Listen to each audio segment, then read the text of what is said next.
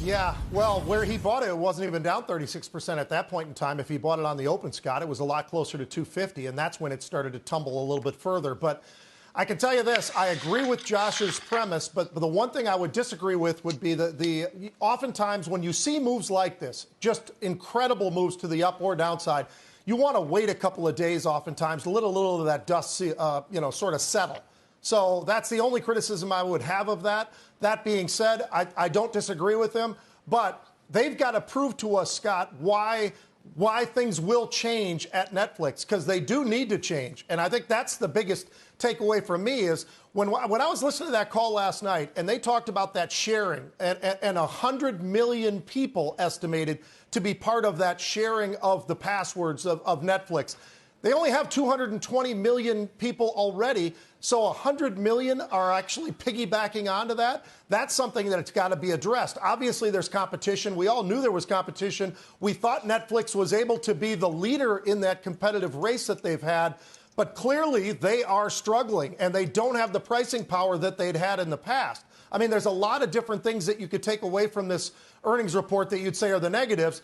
But I think the positives would be, will Reed Hastings finally succumb to the idea that they're going to have to do some sort of an ad platform as well? What do you mean if? And I think if he's willing to... What do you mean if? He said they are. If and when. Well, yeah, but think how long it was that he didn't want to do that, Scott. And so many people for so long have said, hey, look, drop the ball. This is the direction you're going to have to take. And yeah, right.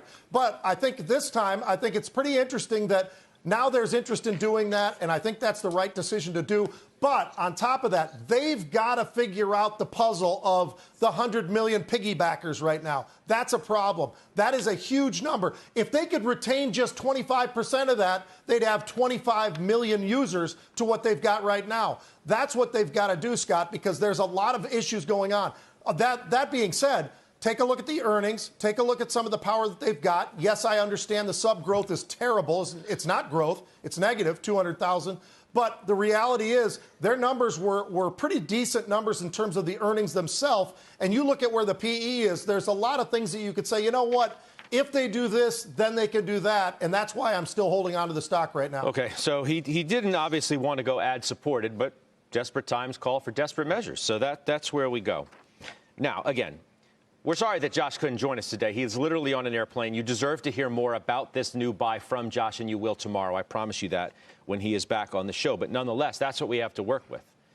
What Josh said to us as he bought the stock today on the open, and thinks that they'll figure it out, that they've done it every time, and that Reed Hastings deserves the benefit of the doubt, and he's going to get it right. May not feel good today, but in the end, Josh thinks he's going to get it right. Carrie, you must not think so, because you sold Netflix today.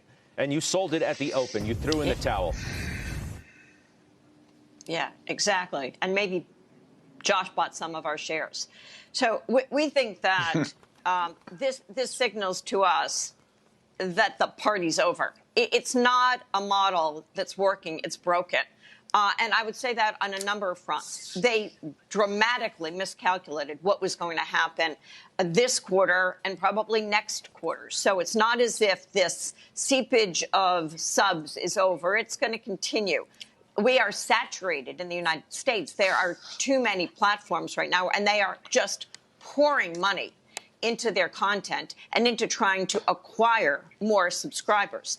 When Netflix talks about trying to use an advertising model or trying different things, you almost feel as if they're reaching for straws. And we didn't buy the stock at the peak. We bought the stock well below its peak.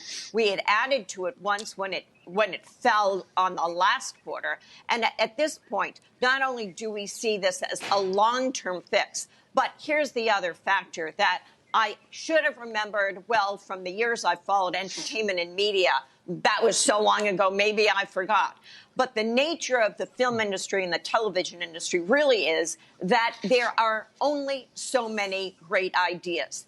You can have the peak, which we do now have, in employment of writers for TV and scripts and full movie scripts. You can have the peak of actors, and they should take advantage of it. But there aren't that many great shows or movies. And it's been the same since the network would premiere 40 or 50 new shows per season with great fanfare, and one of them would work. So I think the same applies for all these streaming services. People go from one to the other. They stick with them less. And there will be a demise of many of these services. Netflix will survive, I'm sure, but it may take a long time for them to regain the growth that we had expected from them. Okay.